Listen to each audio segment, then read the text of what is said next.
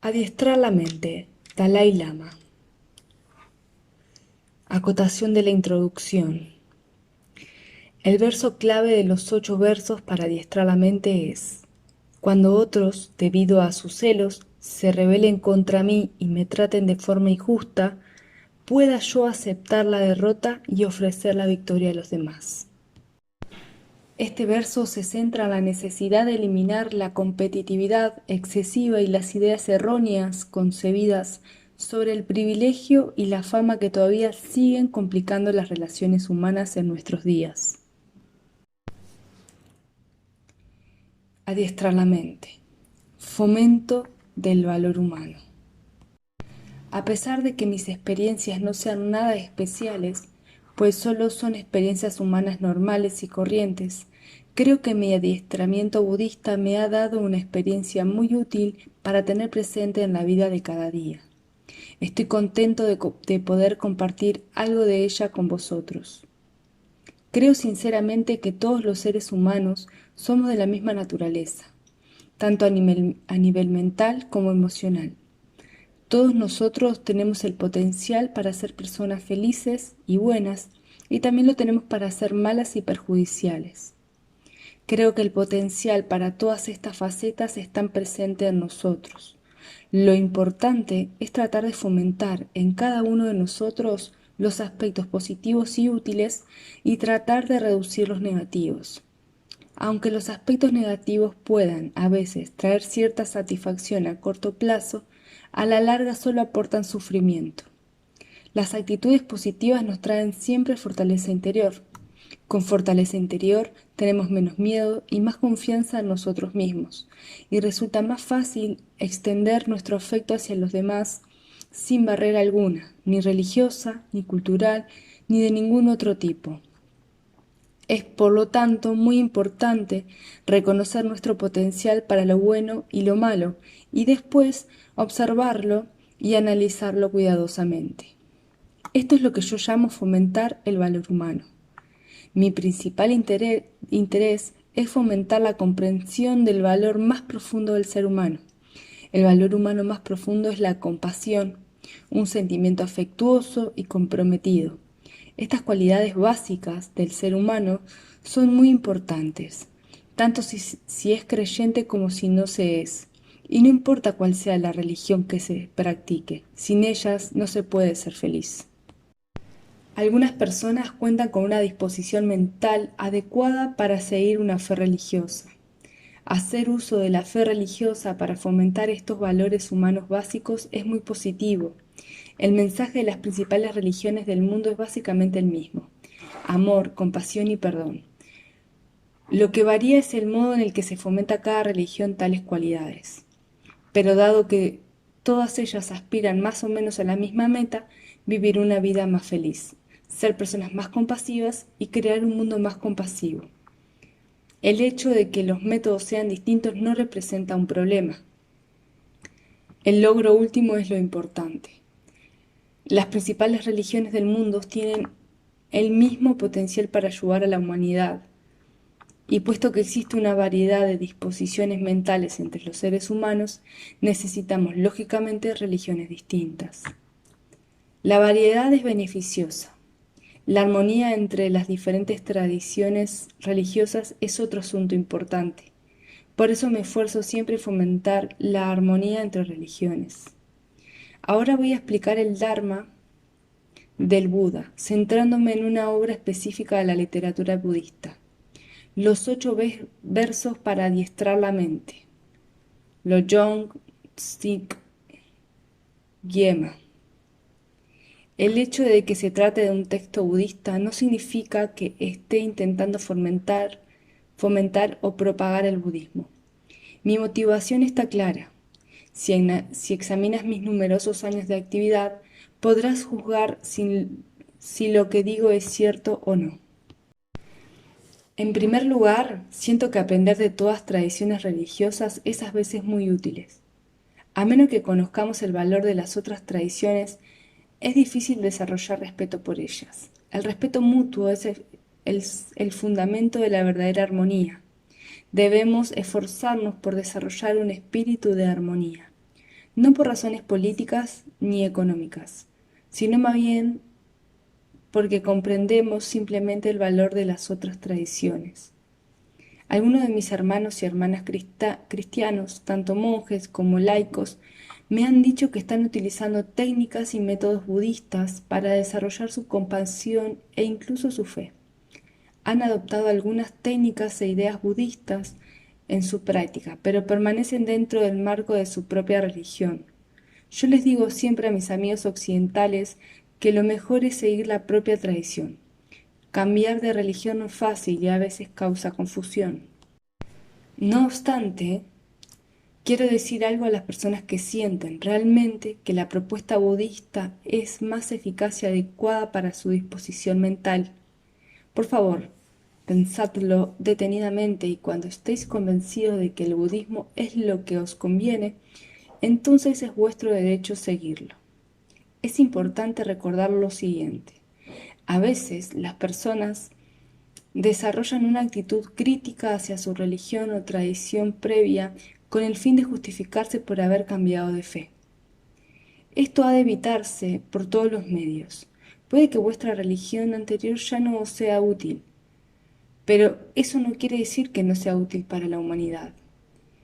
En reconocimiento de los principios y derechos de las otras personas y del valor de sus tradiciones, debéis honrar vuestra antigua religión. Me parece importante. Adiestrar la mente. Dalai Lama. Capítulo 2. Poner en práctica las enseñanzas. Cuando aceptas una tradición religiosa, tienes, como creyente, que poner en práctica su tradición. La práctica religiosa debe convertirse en parte de tu vida cotidiana. Mediante la práctica y las experiencias que aportan el adiestramiento, desarrollarás comprensión y sabiduría. Según las enseñanzas budistas, la práctica del Dharma del Buda es necesario tener convencimiento y fe, y para ello se ha de conocer bien el Dharma del Buda. A veces, incluso en países budistas como el Tíbet, por ejemplo, hay gente que no sabe realmente qué es el budismo, lo cual es bastante triste.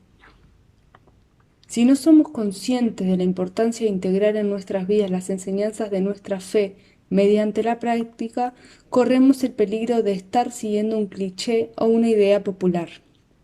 Por ejemplo, cuando alguien habla del cristianismo, la primera imagen o cliché que suele venir a la mente es una gran cruz en el interior de una iglesia. Supongo que cuando alguien habla de budismo, la imagen que aparece es la de una estatua de un Buda sereno dentro de un gran templo o la de un monje sosteniendo un timbal y golpeando un tambor. Es posible que en algunos casos se piense en un monje que porta una extraña máscara. Eso es lo que quiero decir con ideas o clichés populares. Hay en ello cierto peligro. Cuando alguien menciona el budismo, en particular el budismo tibetano, se tiene que pensar en un altruismo infinito, en la compasión universal y en una profunda comprensión de la naturaleza de la realidad. O la vacuidad, shunyata. Esta es la clase de percepción que debemos cultivar. Una vez hechos estos comentarios preliminares, quiero informaros de que mi explicación se dividirá en dos secciones.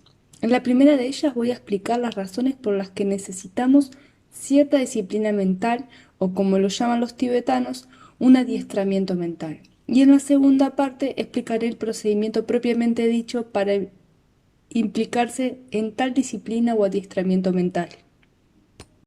Capítulo 3. Las cuatro nobles verdades y la causación.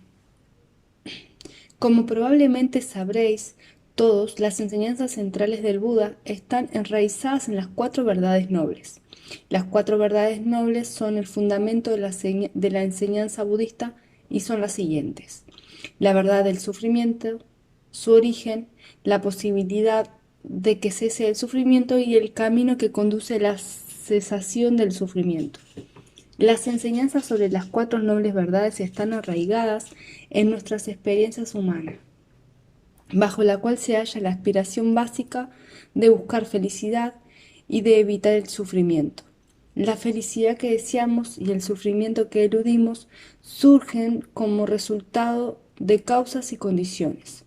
Comprender este mecanismo causal del sufrimiento y la felicidad es el tema esencial de las cuatro nobles verdades.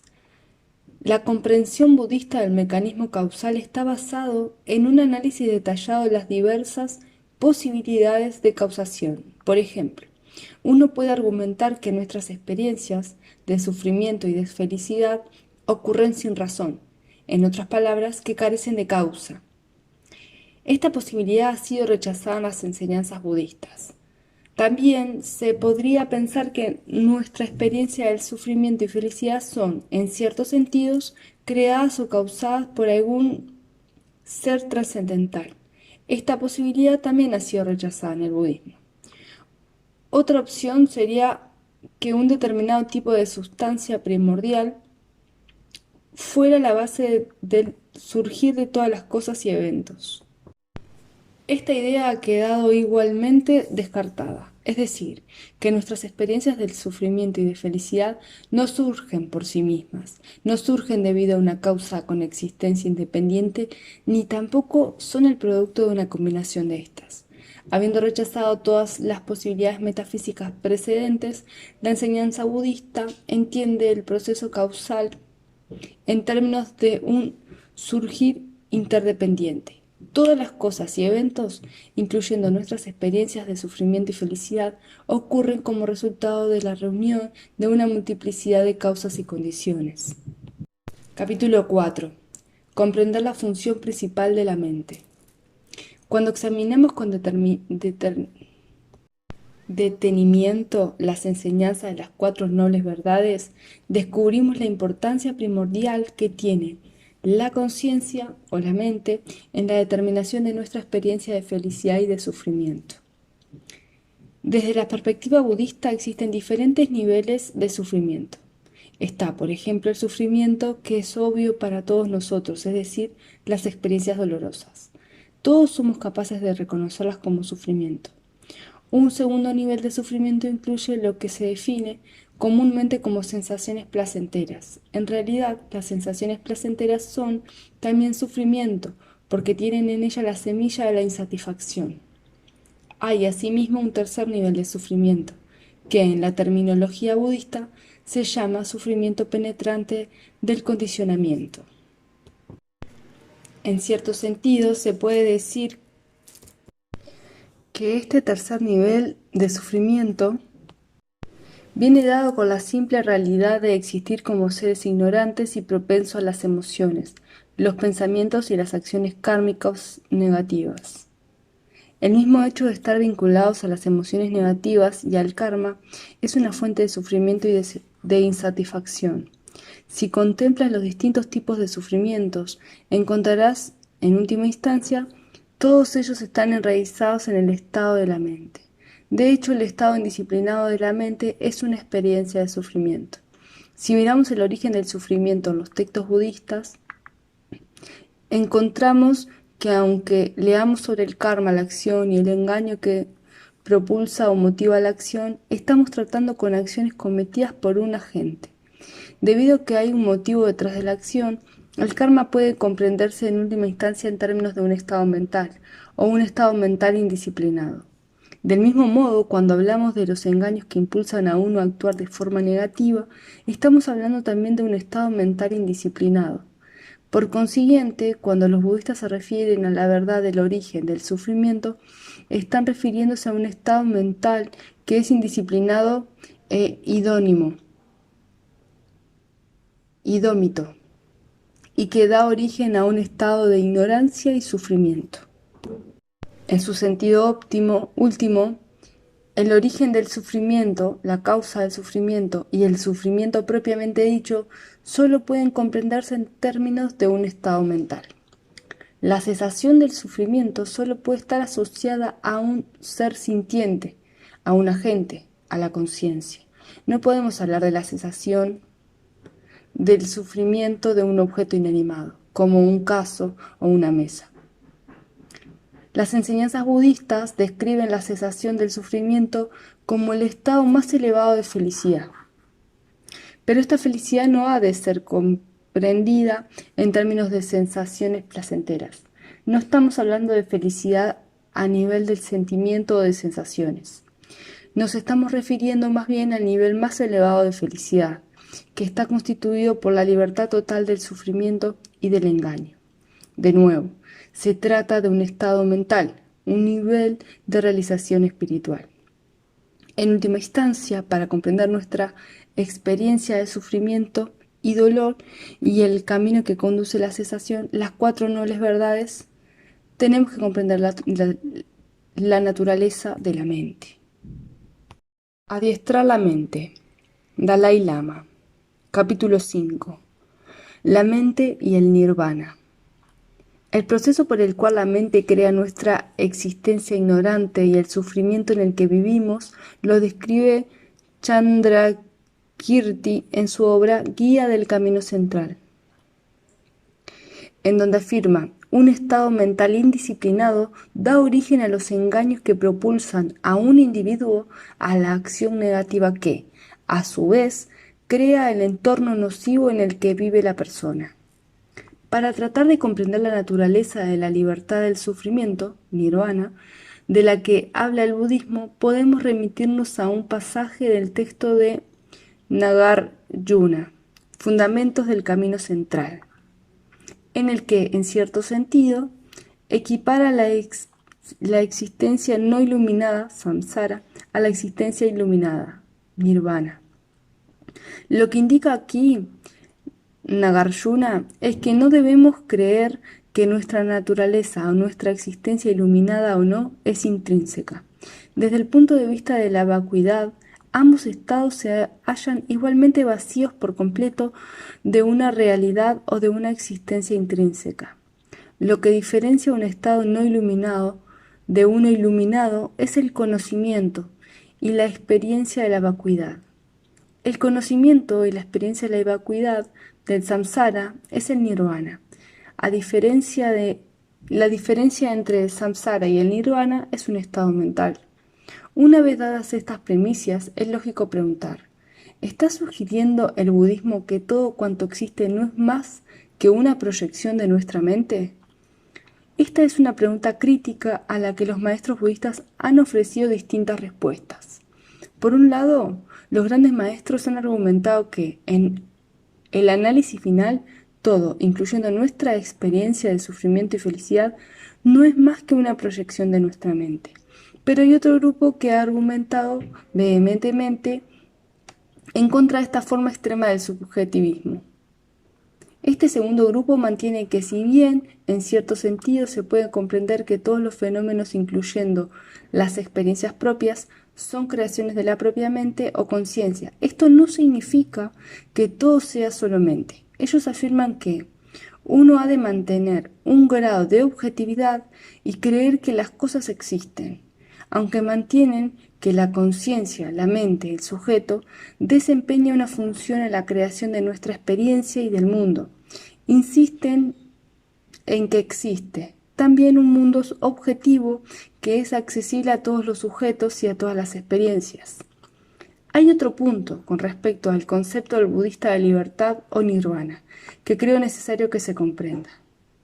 Nagabudhi, un discípulo de Nagarjuna, afirma que la iluminación o la libertad espiritual no es un regalo que alguien pueda hacerte, ni es la semilla de la iluminación algo que sea poseído por otro. La implicación aquí es que la semilla o el potencial para la iluminación existe naturalmente en todos los seres. A continuación, Nagabudhi pregunta: ¿qué es nirvana? ¿Qué es la iluminación? ¿Qué es la libertad espiritual? Y su respuesta es la siguiente: la verdadera iluminación no es más que la comprensión absoluta de la naturaleza de la propia entidad. Cuando Nagabudhi habla de la naturaleza de la propia entidad, se está refiriendo a lo que los budistas llaman la clara luz última, o la naturaleza interna y radiante de la mente. Nagabudhi afirma que el auténtico estado de budeidad se alcanza cuando la naturaleza interna se ha alcanzado o comprendido en toda su profundidad. Así pues, Cuando hablamos de la iluminación, el estado de la budeidad o el nirvana, que son los frutos de los esfuerzos espirituales personales, estamos hablando de una cualidad de la mente, de un estado mental. Del mismo modo, cuando nos referimos a los engaños y a los factores que oscurecen y obstruyen nuestro logro del estado iluminado, estamos hablando también de estados mentales, de los estados mentales engañosos.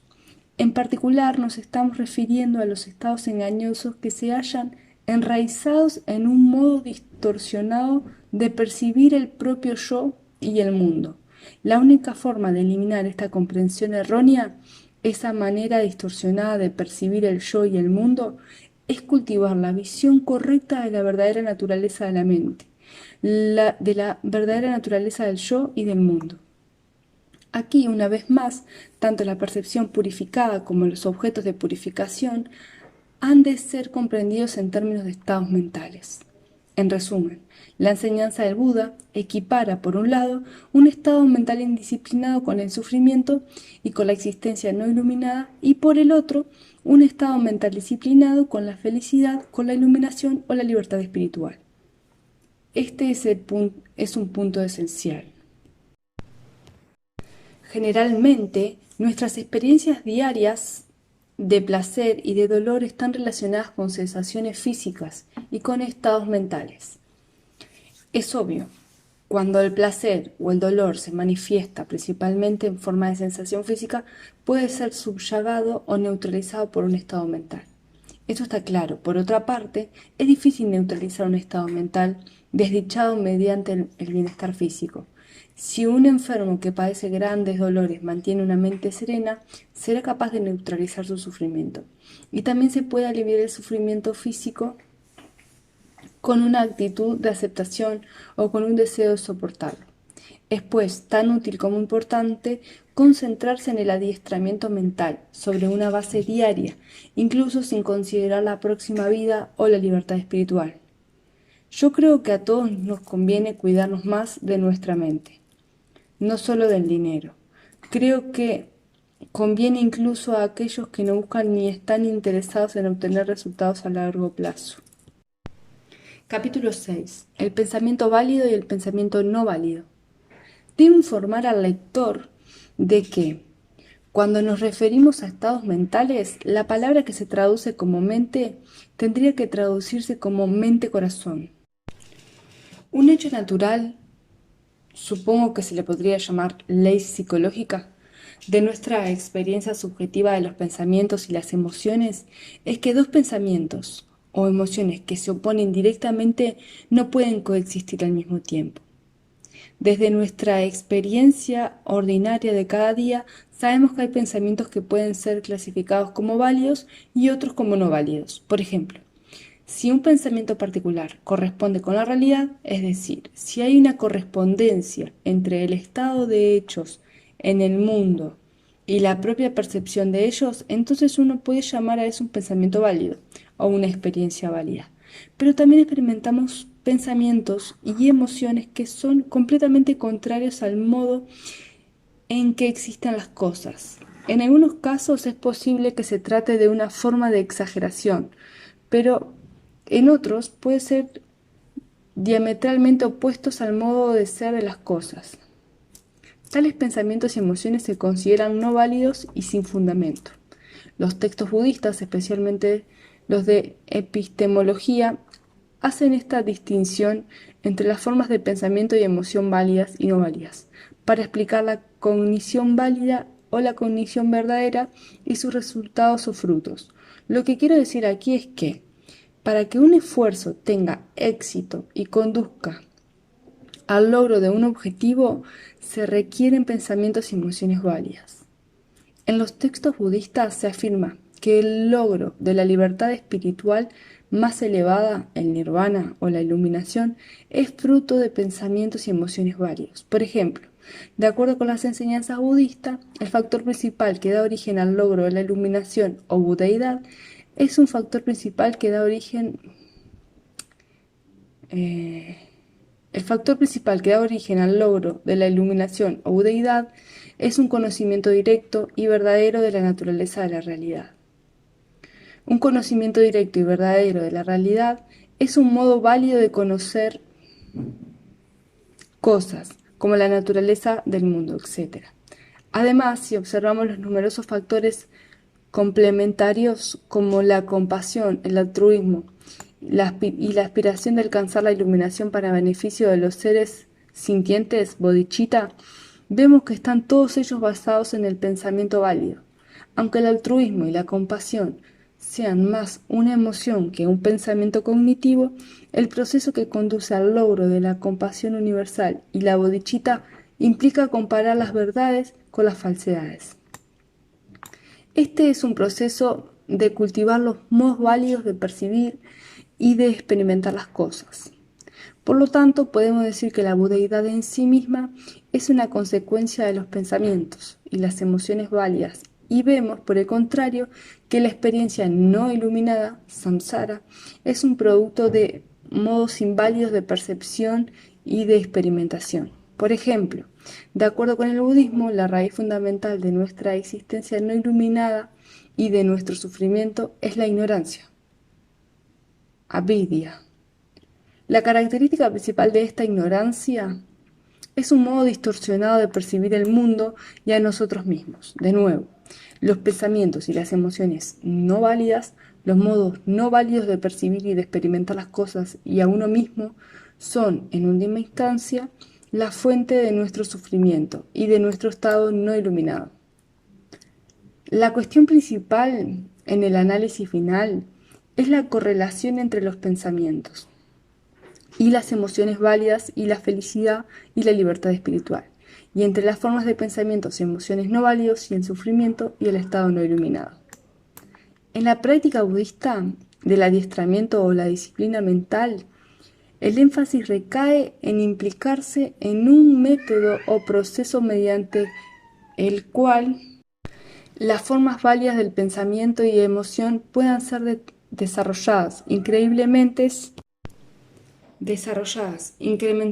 y perfeccionadas, y en donde las formas no válidas puedan ser contrarrestadas, minadas y finalmente desechadas. Algo que debemos comprender y apreciar cuando nos aproximamos a una técnica como el adiestramiento mental budista es la complejidad de la tarea a la que nos enfrentamos. Las escrituras budistas mencionan 80.000 tipos de pensamientos negativos y destructivos, que corresponden a 84.000 tipos distintos de enfoques o antídotos. Es importante no tener la expectativa poco realista de que, de algún modo, en algún lugar, encontraremos esa llave mágica que nos permitirá eliminar de golpe todas nuestras mentes negativas. Necesitamos contar, pues, con gran determinación y paciencia. No hay que pensar que en cuanto uno se ponga a practicar el Dharma va a iluminarse en un breve periodo de tiempo, quizás en una semana. Eso es imposible y nada realista.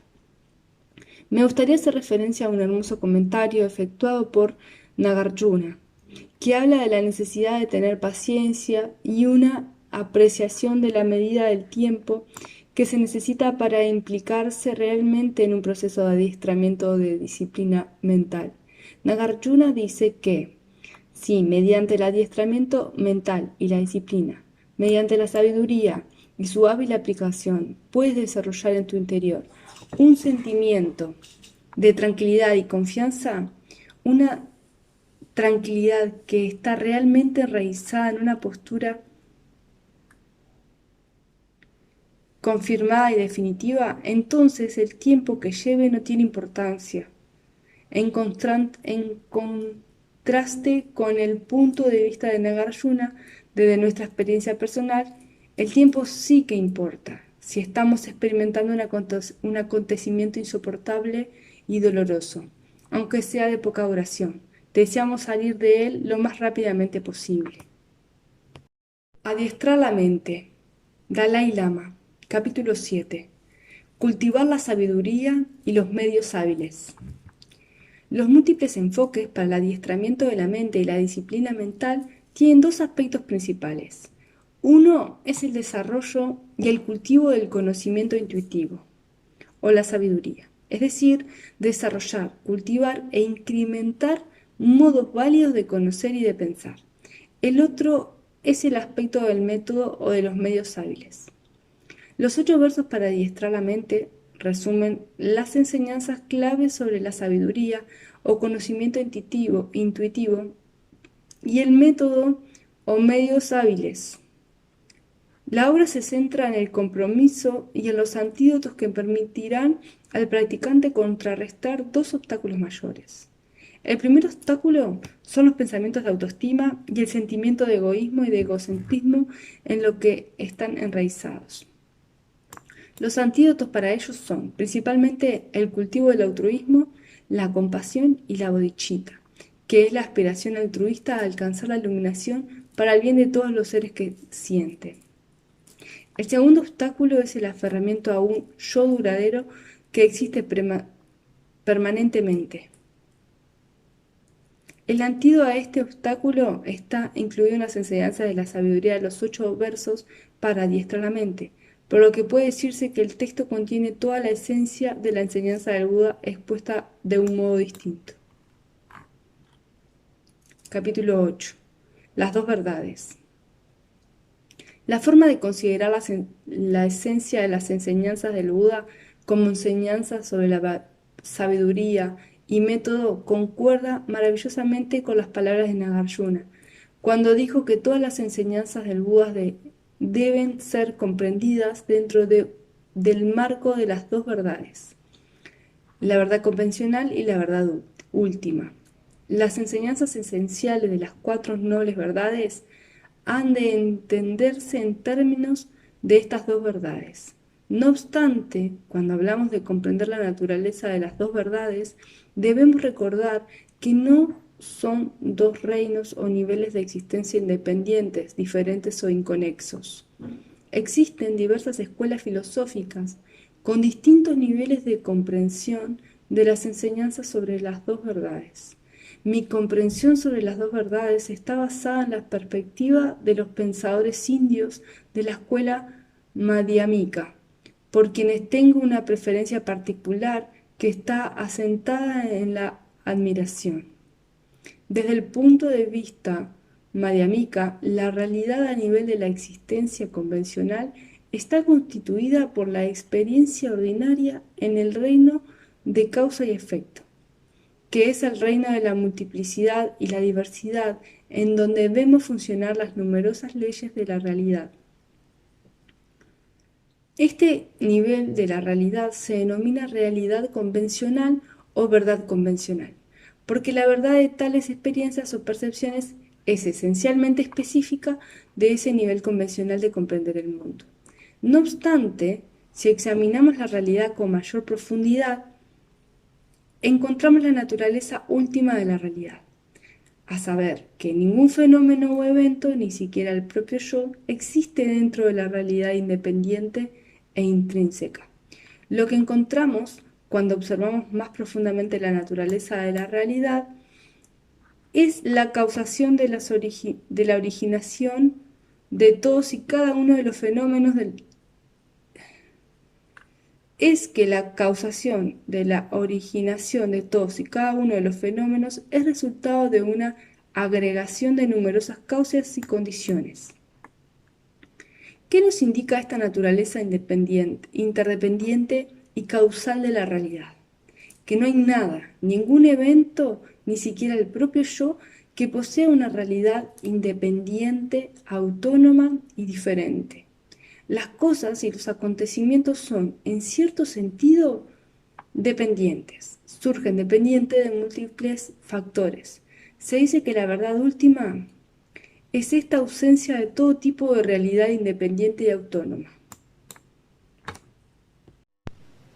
La razón por la cual se la llama la verdad última es que no es obvia para nosotros, en nuestro nivel ordinario de percepción y comprensión del mundo. Necesitamos investigar más profundamente para encontrarla.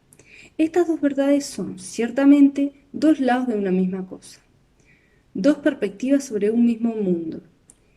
El principio de las dos verdades es muy importante, porque afecta directamente a nuestra comprensión de la relación entre nuestra percepción y la realidad del mundo. En la literatura budista india encontramos una tremenda cantidad de explicaciones, debates y análisis concernientes al modo en el que se percibe el mundo, en el que percibe el mundo la mente o la conciencia. Se plantean preguntas como: ¿cuál es la naturaleza de la relación entre nuestra existencia subjetiva y el mundo objetivo? ¿Y en qué medida nuestras experiencias están constituidas por el mundo que percibimos? Creo que la razón por la que han habido tantas discusiones, debates y análisis sobre tales cuestiones es que la comprensión de estos temas juega un papel crucial en el desarrollo y adiestramiento de la propia mente. Capítulo 9.